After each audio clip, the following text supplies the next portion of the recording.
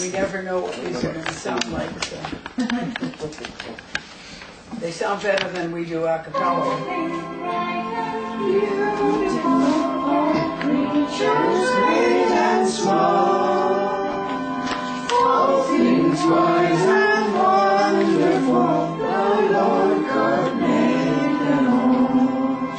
Each little flower that opens, each little bird that sings, He made their glowing colors, He made their tiny wings. All things bright and beautiful, all creatures great and small, all things wise and wonderful, the Lord God made them all. The purple-headed mountain, the river running by, the sunset in the morning that brightens up the sky. All things bright and beautiful, all creatures great and small, all things wise and wonderful, the Lord God made them all. The tall trees in the greenwood, the meadows where we play, the rushes by the water, we gather every day. All things bright and beautiful, all creatures great and small, all things wise and wonderful, the Lord God made them all. The meadows where we play, the rushes by the water, we gather every day. All things bright and beautiful, all creatures great and small, all things wise and wonderful, the Lord God made them all. He gave them life to see, They got things good.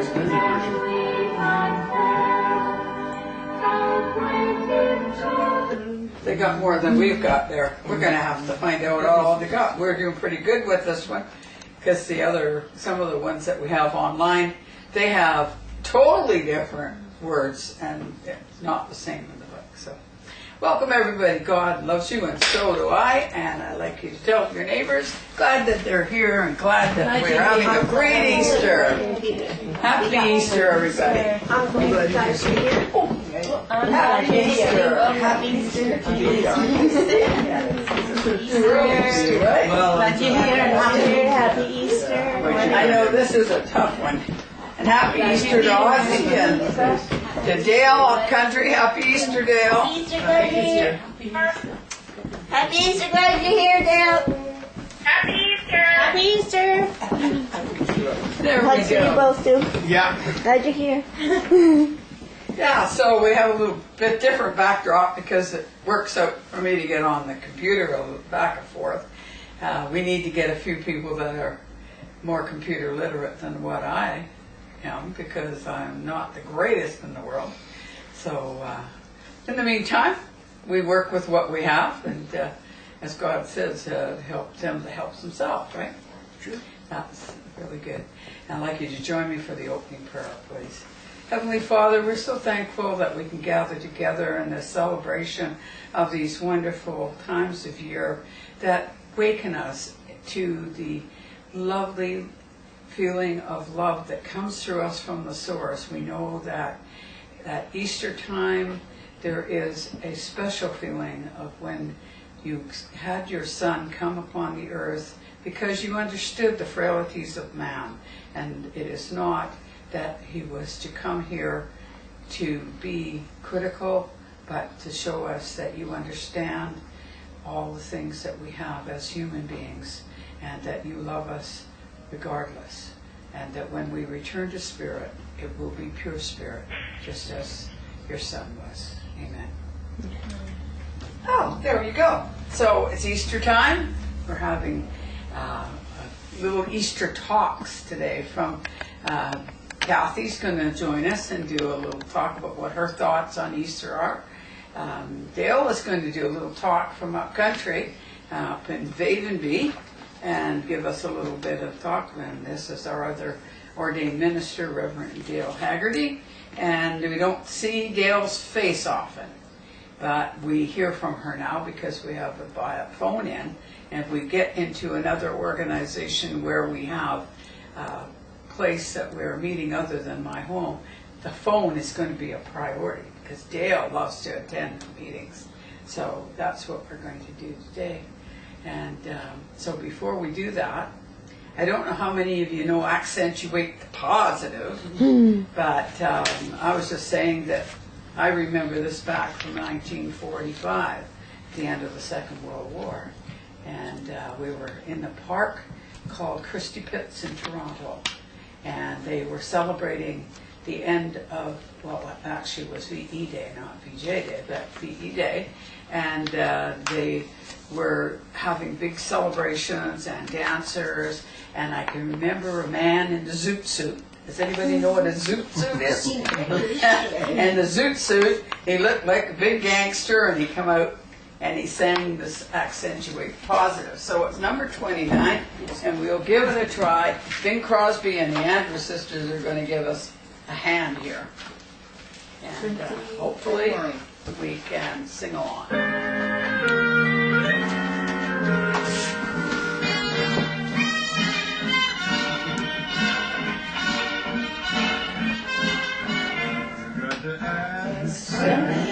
To break the positive, relieve the negative, latch on to the affirmative, don't mess with the in between.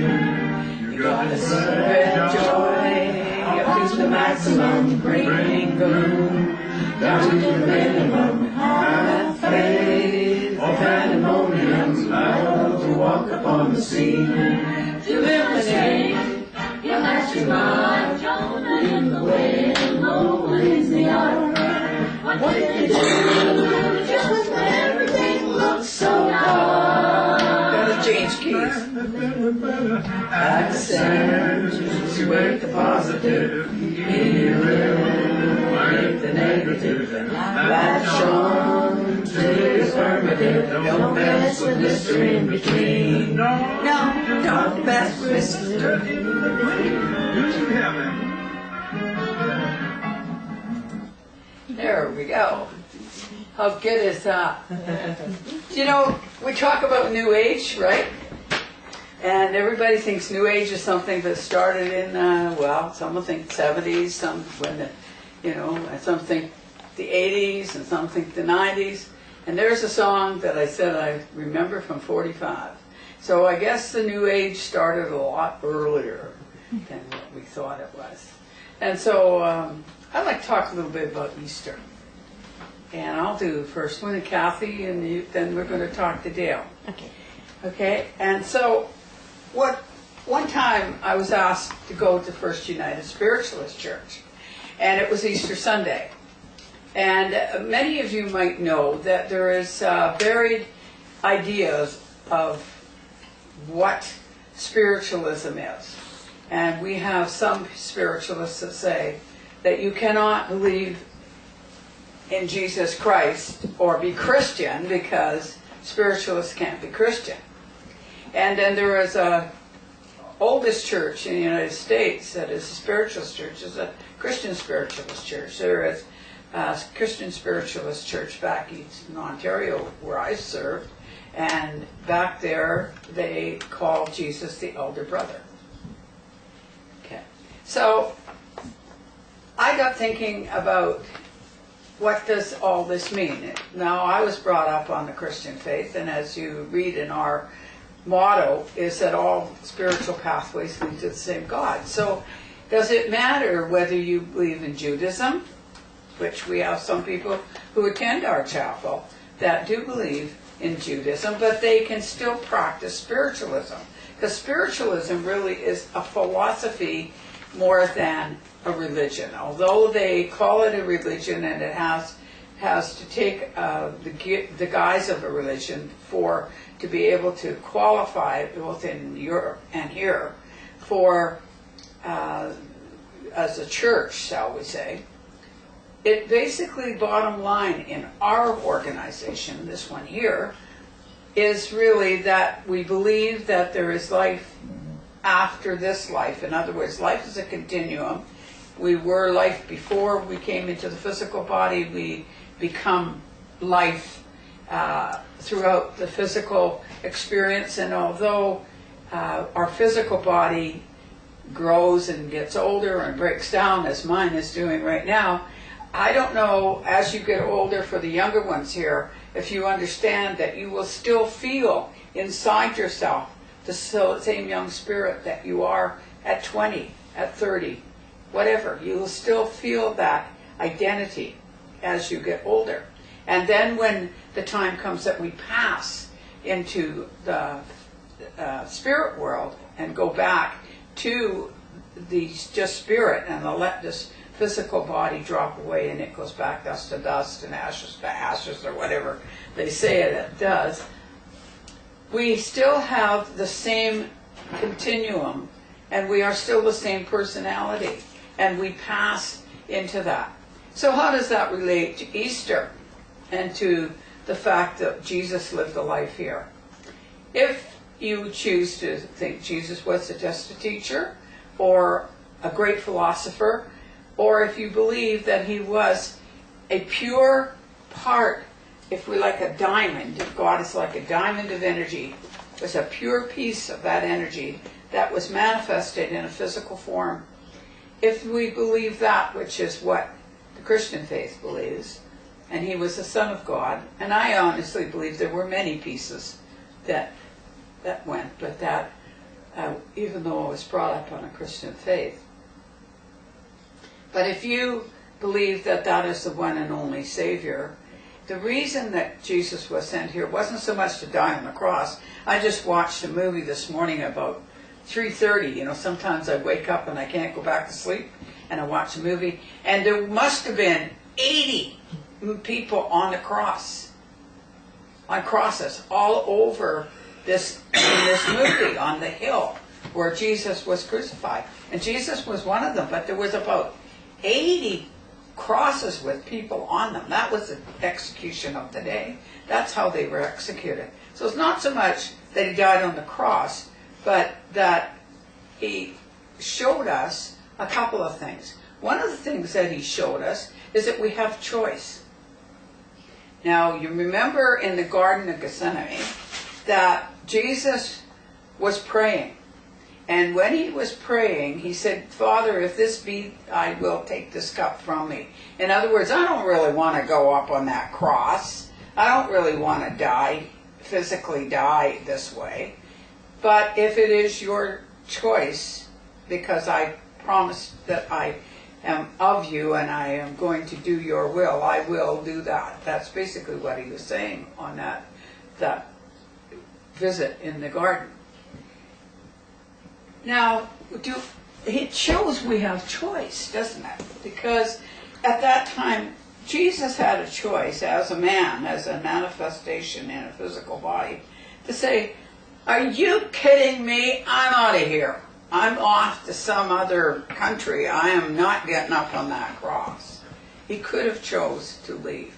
We could choose to either take what is in our life or not. And then we talk about spiritualism again, because you have to have some kind of doctrine for the government. You have to put a name on something. So we basically say interdenominational, interfaith, spiritualist church. Spiritualist because we believe the bottom line, that we will be able to pass into spirit and still communicate. That's why that's on there. But the fact that we basically are interfaith is what we are more than anything. We allow people to have their own belief of what pathway that they're going to follow and what they believe. And it all leads to one and only one God anyway. So who cares? And so in spiritualism, though, majority of us who attend here like to come, and we know we, for instance, can talk to your mother in spirit.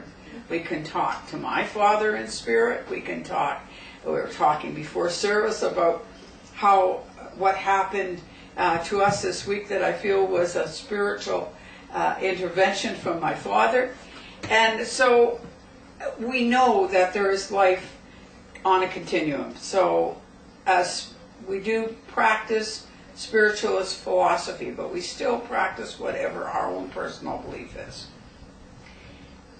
And a lot of people who are really strong, just spiritualists, will say, well, this started X amount of years ago. Well, we're talking about Jesus now and about Easter. Easter was the resurrection. Jesus was risen from the dead. Because Mary Magdalene went up to move the stone away to do something in the tomb to honor the person that she loved, her master, the person who was her teacher, her tutor.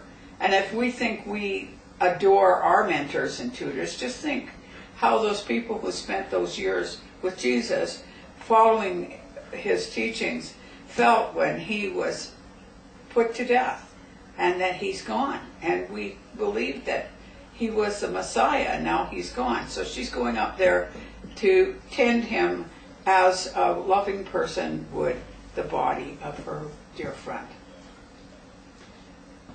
And she sees Jesus after the stone is gone, and she just thinks somebody stole his body. But she sees Jesus in front of her in manifestation, what we would call physical mediumship. And physical mediumship is when you turn around and you see your dad standing there in all his glory, and he looks as he looked maybe when he was your dad when you were 10 or 11, and you go, oh my God, that's my dad standing there.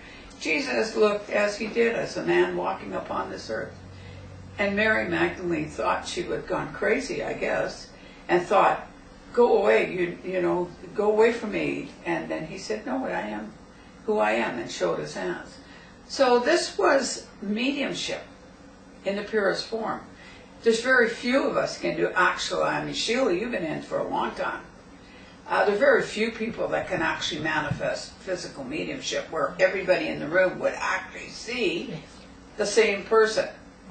Okay, and for us to all see it in our mind, but physically see someone standing there, that takes a lot of pure mediumship to be able to do that. It's very rare. Lots of love and harmony. Yeah, and so it takes a lot of energy on the part of the mediums that are working together.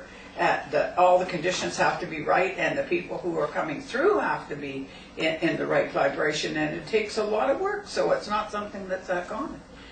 So if we think that mediumship was something of the new age, it really wasn't. But the big story I was starting to talk about was I was at First United Spiritualists, and I was going to be talking there, and it again is a mixed group of people of what your ideas might be. And so I talked about a poem that's called The Dash. If anybody has ever heard about that, I unfortunately don't have it right up here right now, but you read it, and it basically talks about a man going to a funeral of a friend, and they were talking about the date that the person was born, the date that they died. But there's a dash in the middle of that, right? And if you're still alive, the dash is there and it's empty over here. So my thing is not so much where or what happened there, but what in the dash, what happened between the Christmas birth of Jesus, the 33 years, what happened in the dash? What did he do in the dash? And I say, what do we do in our dash? That is what's important. Not necessarily is it important that you believe exactly like I believe. It isn't important that you are a carbon copy of whatever church that you go to, and that everybody's going to look at you and say, oh, look, she's just a perfect, and ism on the end. Practice a perfect ism on the end.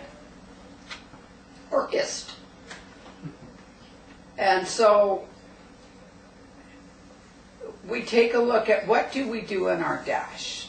And we take a look at whether you could argue all day about Jesus and whether what he was or who he was. We know that he was. And we know that he did bring a lot of fabulous teachings in that 33 years. In fact, it was actually more 3 years. The 30 years earlier was him growing and experiencing life so that he could adapt and gather the people together and have the maturity to be like a rabbi to the people and to be a teacher and go around and give them faith and give them something to hold on to and give them the hope that there is life everlasting. So to me, Easter is a resurrection. It is a beginning of new things. And just like a lot of people will say, the name comes from a very pagan background. It comes from the fact that that was the name of a goddess of springtime and things coming new, and so that's why we use the word Easter. But it doesn't really matter what word it's called. The fact that we get joyous, that there's something that's rebirth. There is a winter of your season that comes after the fall. So after all the good stuff, after the good stuff and all the stuff you bring in from what you had in your last harvest, then there is this like a winter, like a cocoon, and a time when you're kind of assessing or maybe regretting or whatever you do in that time.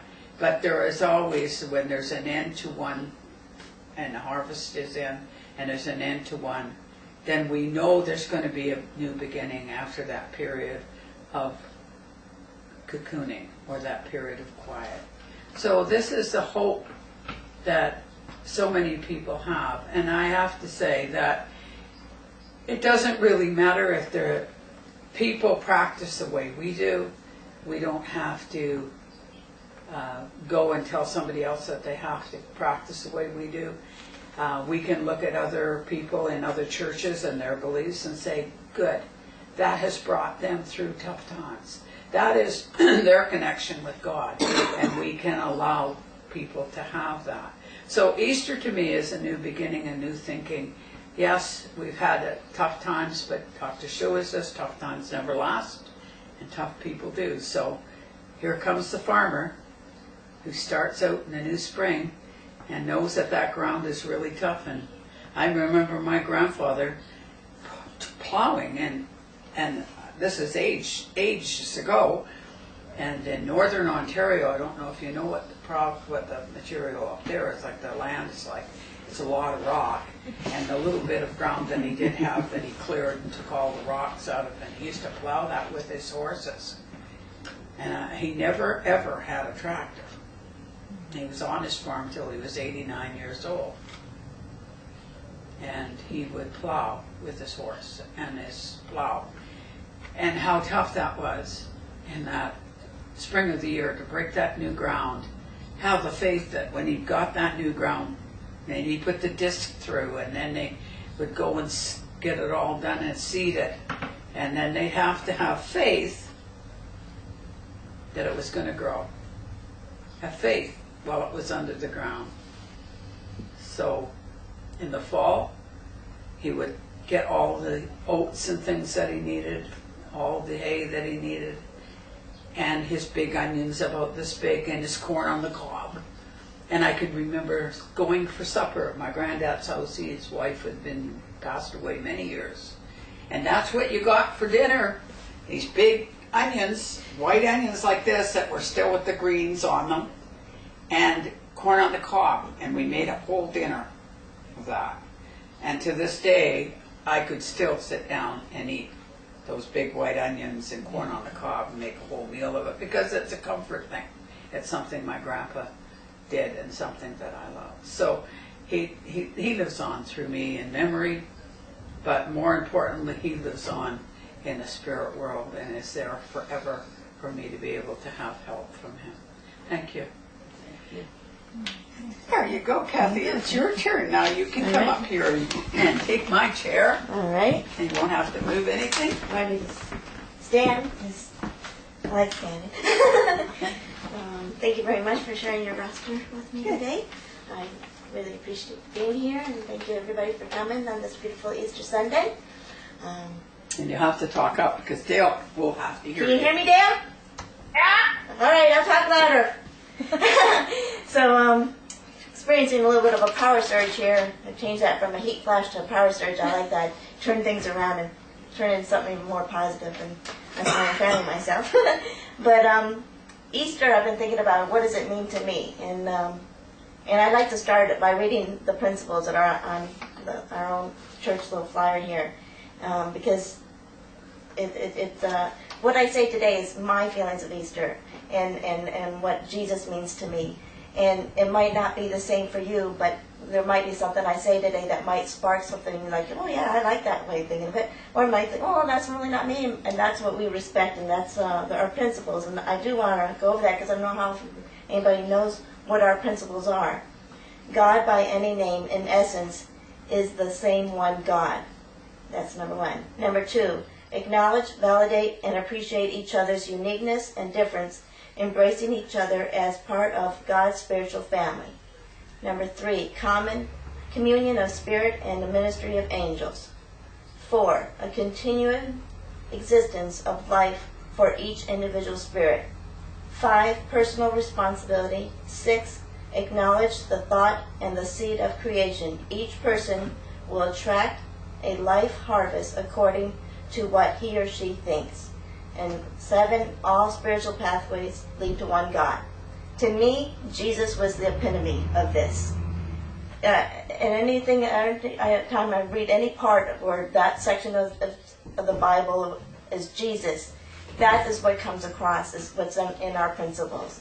And to me, that's spiritualism dates back further, even before Jesus even existed, with other teachers that have come along and taught us things.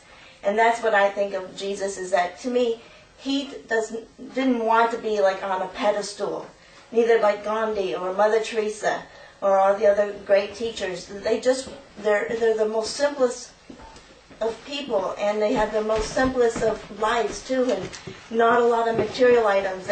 They relished in simplism and not having material life, and just embracing the things that come free in our world, which is love and caring for people. And so Jesus was, to me, the epitome of that. Hello, welcome. And I have this other thing that I carry in my purse all the time, and it actually comes in handy sometimes, because there are people that, that they just live only through the Bible, and that's their pathway, and I'm okay with that, and I respect that. But, too, there are stuff in the Bible that I feel are very important, where Jesus talks about, and there's so many versions, and every version of the Bible, there is parts in it where Jesus says something like, on that day you will realize that I am my Father, you are in me, and I am in you. So what that is telling me of Jesus is that he's telling me that he's no different than me, I'm no different than him, and whatever he's done, I can do too.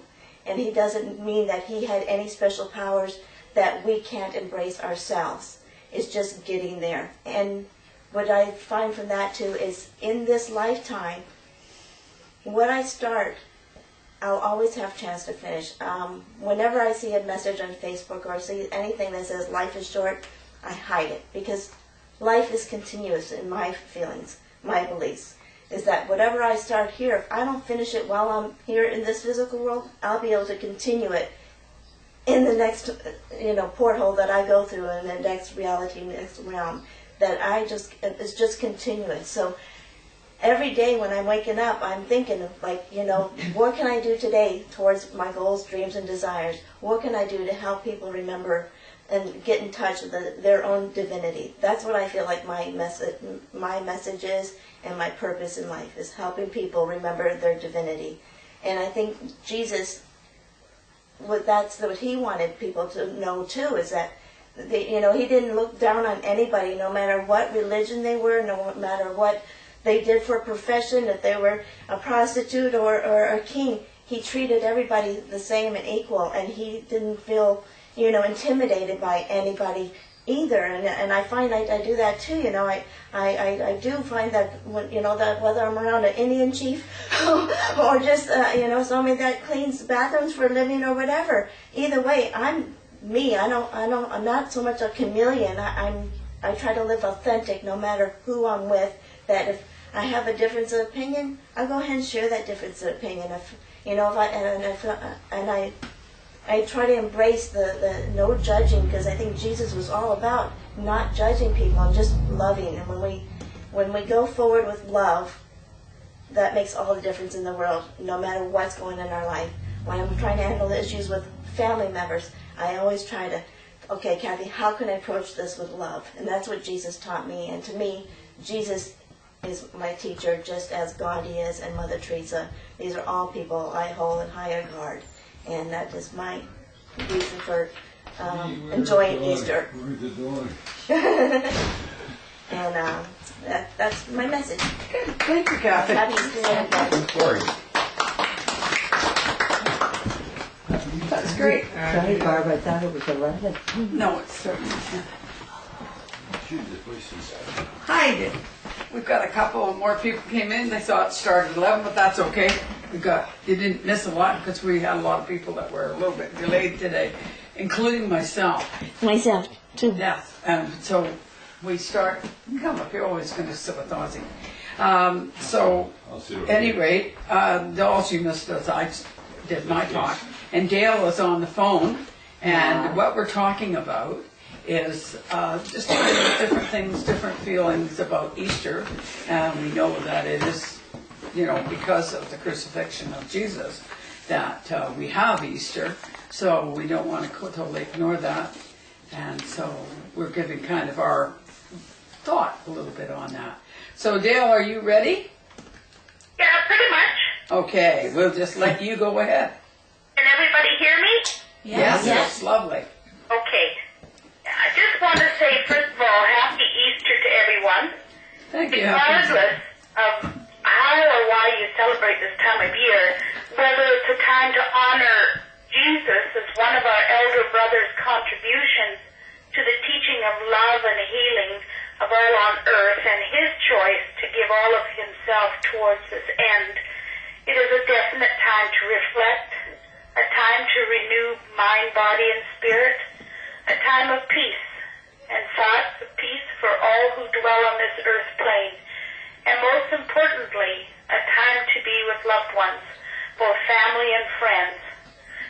All of these traditional celebrations are very important to us for these reasons, to take us away from the mundane and everyday life, and to focus our minds on where we really are in our lives and what is important beyond the physical. My wish for all of you today is to enjoy your time with your family and friends, with all the blessings you deserve from our Creator and our Source. And that is my message for today, I hope. Great, thank you, Dale. Thank you. Yeah, the interesting thing is that Dale, with people that maybe don't know, and her husband are Métis, and they do use the word creator, and we use the word God. And somebody else will call it the Great Manitou, and somebody else will call it by some other name. So very much talks about what we embrace in our chapel is that no matter what pathway that you come up, and no matter what name that you call the Father God, that it still is the great creator, the person, that the energy, the part of you, that little piece is in you, the same as it was in Jesus. So we do look at that as being part of it. So that is very good. And we also know that healing, which is what our church is about, that the healing ministry is very much dependent on that creative energy that is manifested through you. Now, I know that a lot of people will use different terminologies, and that's fine. We in the chapel use healing facilitator as the word for people who work personally, hands-on, to assist other people with the energy. And all of us are healing facilitators. And just as we sometimes don't even know, I'm going to tell a little story about Ozzy when he was young, and we had young children. And this was before we were involved with spiritualism as such, or before I returned back to school and understood what matter and energy and all the rest of this was. But if we had a fussy baby, they were teething, or maybe they had upset stomach or whatever, and they were really fussy and wouldn't settle down, Ozzy would take the child and put it in his arm like that, cup his hand over their feet, and place the hand on the chest. And within 2 or 3 minutes, the kid would settle down and just kind of go out like a light, right? And be gone. And I could be walking all the time. Well, it got to the point that even when our friends would come over to the house, we'll say that Lois and Jean had been friends of ours at that time and brought their kids over, and that one of the kids was really fussy. And then they got to the point where they say, Ozzy, give me your magic arm. And it didn't matter. It didn't have to be our children or somebody's children. He would place the child in his arm the same way, hand over the chest, and a couple of minutes, boom, the kid's gone. And so it got to be quite a reputation around our friends and for us, that if the kids were really upset, that Ozzy could do this. And we did not understand that Ozzy was basically natural ability to draw energy from the source because of his intent of caring for the child, that he intended to give the love to the child, the healing to the child, that energy would just seem to move through him, and the child would feel the safety of that, the comfort of that, and then boom, away they'd go. They had the full energy from the source coming through via Ozzy, which was good. He also would go into animals. If an animal wasn't well, or even just any animal that we had, they always would seem to gravitate to Ozzy, wanting them to pet them. Just to automatically could sense that he had this natural ability that the energy would come through. He was a tremendously good facilitator for anybody who had emotional problems. And I have to tell you, I was guilty of that as a young woman. I had a lot of emotional problems. And I would go through phases where my emotions would be just on the edge, and I would be just living on nerves. And he would always seem to make me feel better. And when I was in his presence, I would always seem to be calmer. And we never understood what that was until many, many years later, after I had an experience, a roadside experience myself with a chap who had been injured. And then in process from that, went back, it sent me back to school because I started asking questions about this lollipop thunderbolt god that I worshipped, right? And it seemed to be something that it didn't fit anymore. And so I went back to school and started to study biology and the matter and energy, and learned about that. Then the healing started to make sense. The healing facilitating started to make sense. That there's a source energy, that thoughts are an energy, and the intention of the thought is what brings the energy to whatever the concentration, the direction of where the thought is. It's like an arrow. The energy follows the direction of the thought. And so it took a long time for me to get through that, and also a long time to be able to use that within myself, and then be able to be healthy within myself. But it was really interesting that just this automatic energy that Ozzy would seem to generate would come. So this is our healing facilitating time. And I didn't key that up. I was running backwards myself this morning, so I'm going to see if I can find it on here now. I hope so. Maybe not. And so what we will do then, I will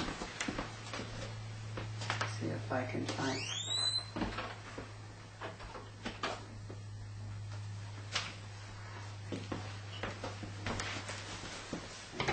Some nice music to meditate to. And I think I'm going to ask for Unchained.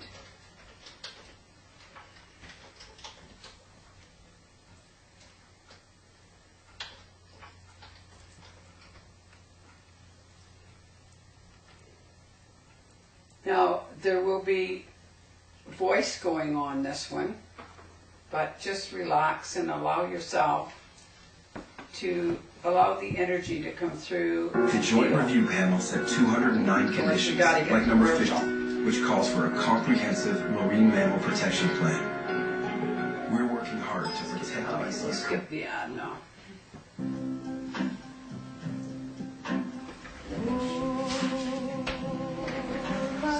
So just quietly allow the energy to come through your body.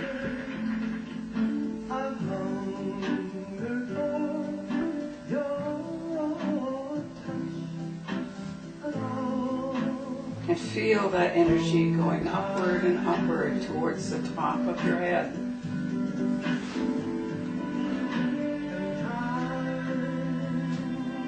Feel it flow over your body like a soft summer rain.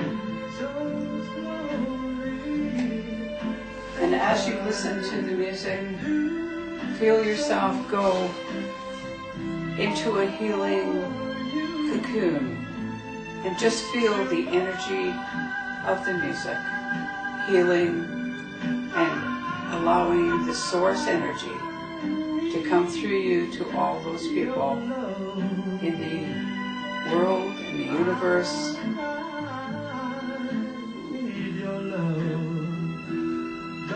And let that love feed the universe, coming through you from the source and healing you and everyone it touches.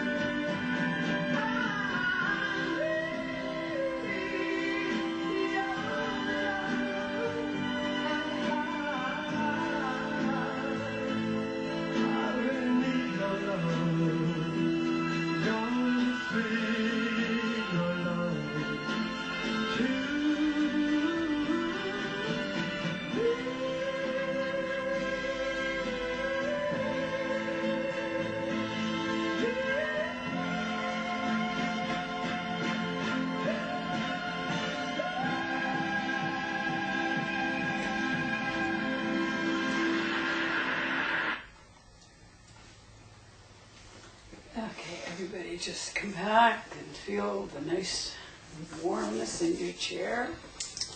Yeah, pick yourselves up. That is, without a word of a lie, has to be the most wonderful piece of music that, in my estimation, the range of that gentleman's voice. And then anybody who's seen Ghost can't help but feel the energy of love that went on while she was working on the Pottery wheel. with the doing her bosses and things, and the energy that came through there. And to be really truthful, Ghost, where the bubbles come and kind of take them up, where the energy goes up, has got to be about one of the most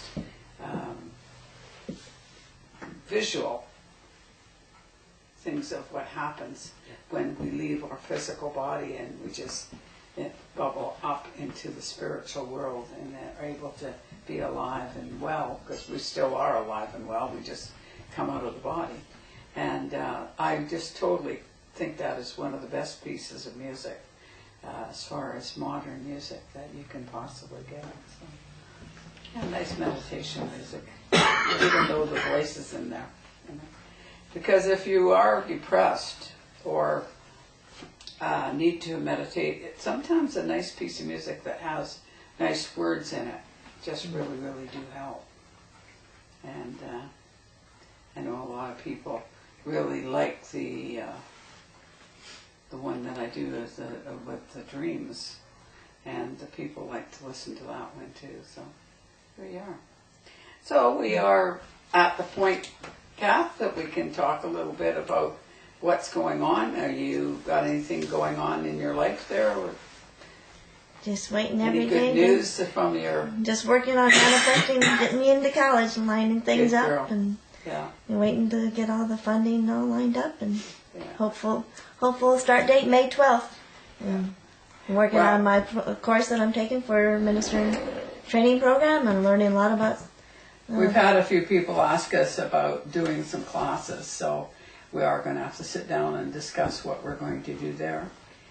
And Charlie is hasn't at chapel today, but he's asked me to send a letter because he's being graded with the SNU for a speaker, and so because he's not able to do the speaking and all the things that are required in the church is there, because he doesn't live there. The credibility from the churches here that he's worked with are going to count. So I'm preparing something nice for Charlie, the amount of time that he served our church, and what he's still serving our church, and now the amount of talks that he's done, and cheering and demonstrations and things. So Charlie is very much progressing. He's been down in Phoenix and did stuff there. And for people who are on Facebook, they know that he's been now invited to go into California and some of the other areas to do some talks. And so this is really good that Charlie gives us credit for allowing him to start using the platform at our chapel. So, we've been a stepping stone for a lot of people that are out there. So we feel really good about that we can, that's what we're here for, really, is to help people get through to the next part. So we don't have a lot going on right now, but there you go.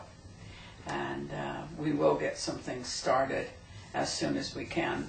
And probably will be Saturday courses, unfortunately, because we're going to have to kind of do them in I'll take a day and do the whole thing in a day rather than doing it on a weekly basis where they come for 2 hours. So, but sometimes that's better too, because people can commit one day. Yeah. And when they can't really commit like 6 weeks, because they're missing one day in the 6 weeks, they miss a whole big hunk. So that's good. So are we ready, Dale? Are we ready to do some mediums yet? Sure. All right, that's yours, she says. Okay, we'll get everybody to move their chairs a little bit so that we're more circled. And we will attempt to do something for everybody. Let me get you my chair there.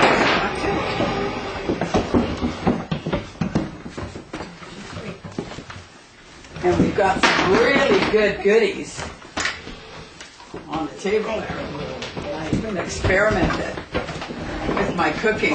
I experimented with some of my tarts and stuff.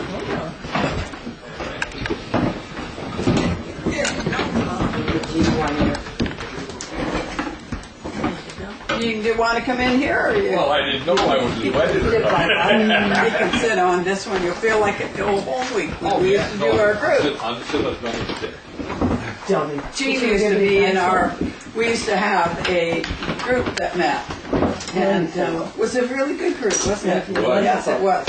And we used to meet together, and at that time Gene had not actually did too much mediumship. Actually, for 20 years, you said bullshit to the whole thing. Well, I didn't want to say that. But, however, Gene was quite surprised when he had a man come through and he started to describe him. And I said, oh, it's my dad. No, I guess I didn't say it was my dad. I said, well, it could be my dad. Anyway, we're sitting having a snack another time. And he looked up and my dad's picture was there. I said, who's that man there? I said, my dad. He said, that's the guy that came in circle. Remember that? So he says he's not clairvoyant. And the other thing, he used to like to play tricks on me when he first didn't believe too much in this stuff. Well, the best one was the You believed computer this too part. much. Yeah, that's right. Yeah, and one time I was doing a mediumship thing called medium rare. You've seen me do that. And people put stuff on a tray, and I don't know what it is for psychometry. I don't know who put it there. And all of a sudden I get this thing. I don't know what it is. At that time I wasn't even that much on computer.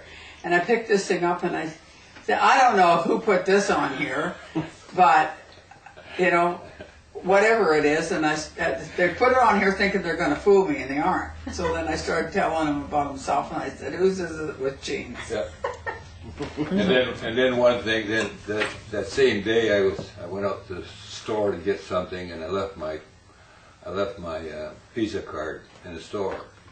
And Wallet. The wallet, yeah. Wallet. And so so Barb says, "Oh yeah, it's there. Here." He went back and got it. You better go and get it there. That was the first time. That was You left it on your desk. yeah. You put papers over it. Barb said, go sit at your desk and look to the right. Yeah, That's yeah. right. So Yeah. fun as well. And I could see a yellow paper that And he was went, on the phone. And Oh he no, this might be real. Well, I saw some of the light, I guess. so now we've got him converted. So he'll get a message if he gets one. So anybody that's in the group, if they have a message to give out, they may do so. And we're just going to do that. And Patrick, I'd like to come to you actually. Yeah. And I am getting a really strong impression that things are going to really improve for you. And I'm looking business-wise. I don't know what there is. I'm quite excited. It's like I'm looking at the Easter for your business. This is a new growth, and I feel things going very, very well there for you. So I'm really happy with that. You were talking about your dad beforehand, so obviously he's going to walk in when that happens. So your dad is there, and he's got kind of his hand on your shoulder, and he's saying, "That's my boy.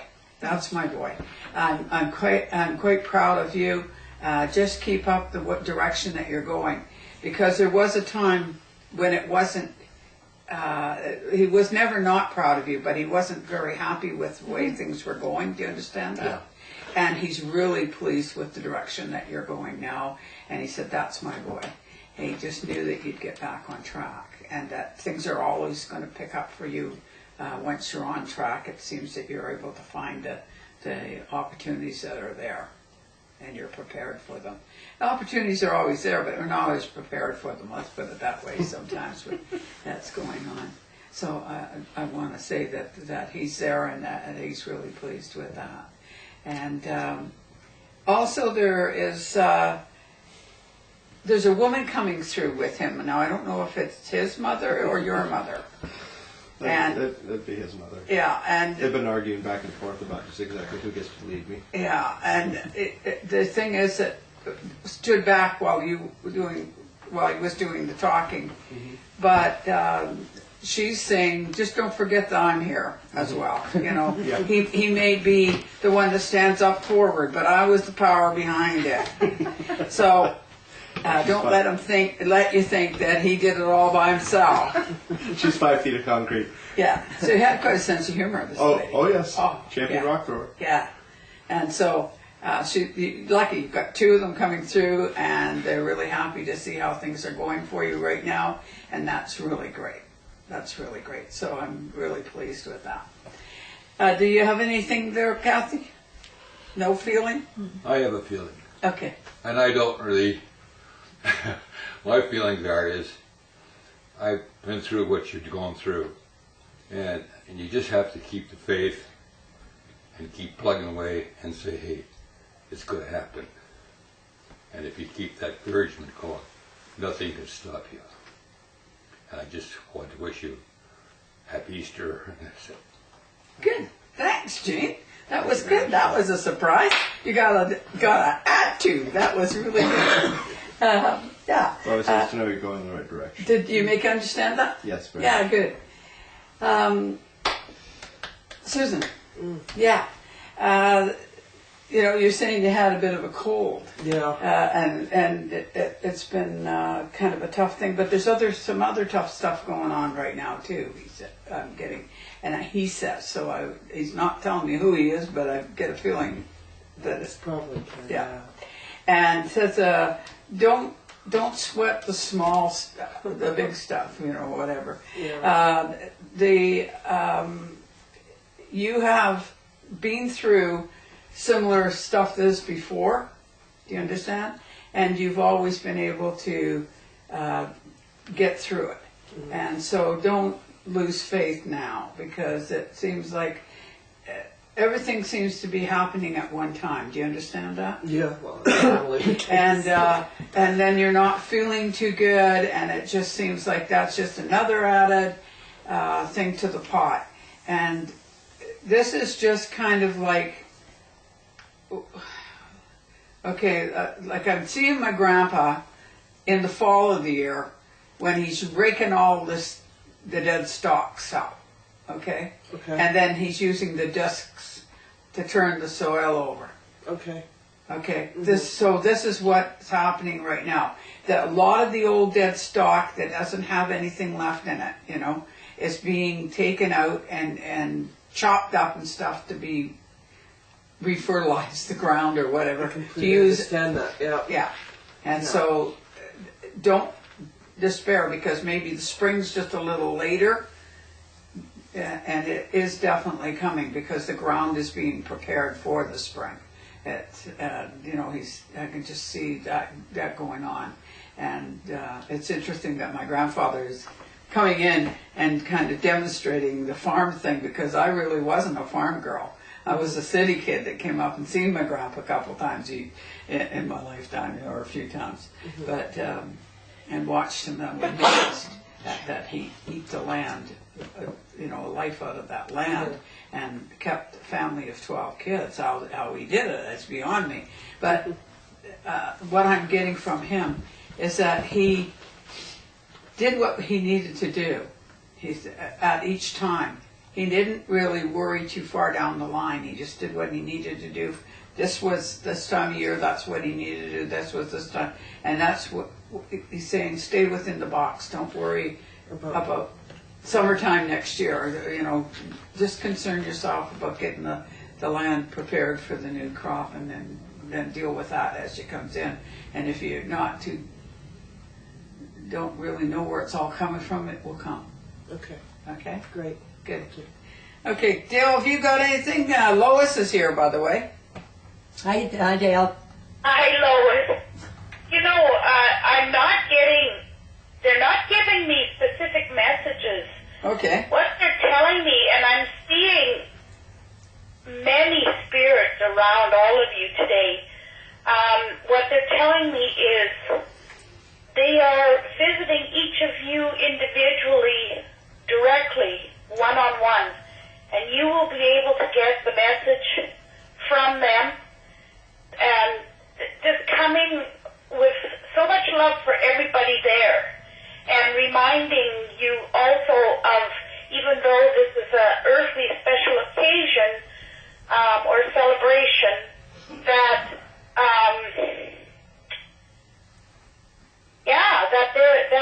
that each of them are with you, and like I say, I'm just hearing that listen to us, we will come to you individually. Mm-hmm. So I don't have an individual message, but I see all of them there around you with love. Yeah. Your mother and Auntie Teresa both are with you. Thank you. Yeah. And especially around you, you know, to do with the cooking and preparing and stuff of the meals that you're doing. Good. Thanks, Barb. Yeah. So, and the one thing your mom's saying, don't think you're ever alone. No, this is good. Yeah. This is what I feel for everybody else Yeah. too, from their loved ones It's as well. really good. Yeah, for sure. You're never alone. Good. Thank you so much. Yeah, thanks. Okay. Robin. Yes. Yeah. I have a gentleman that's coming through in spirit, and really excited at this time of year. It just seemed like, and maybe it's because of this time of year, is like an opening of a regenerating of health and everything for you. Very excited about the spring, this spring for you, not just the spring physically, but the spring of your new year that's coming up now. It's interesting because what he's saying is there's been a tremendous, what would I say, change in your attitude. I don't know why he's saying attitude, because to me, you've always had a good attitude, but maybe how you're taking things, you're not taking them so much to heart. You know, I you understand what I mean? yeah. That you're taking, that life, you're not taking life as seriously, and I mean that in the nice way, that you're kind of enjoying it more than what you were before. It seems like the illness that you went through gave you a different slant on your time here, and a different appreciation for your time here. And also, the Ava, you were reading what that means. That means acknowledging, validating, and appreciating. And there's a great Ava coming from a number of people in spirit that you have helped over the years. And these aren't always people that you knew real well. I mean, it's not relatives and stuff. There's people that you've been associated with and have helped through a tough time. Maybe said, you know, they were there to give them the encouragement or whatever. And so it wasn't necessarily people who were in your inner circle, but people that you've touched. And so that they're giving you that acknowledge your, and they're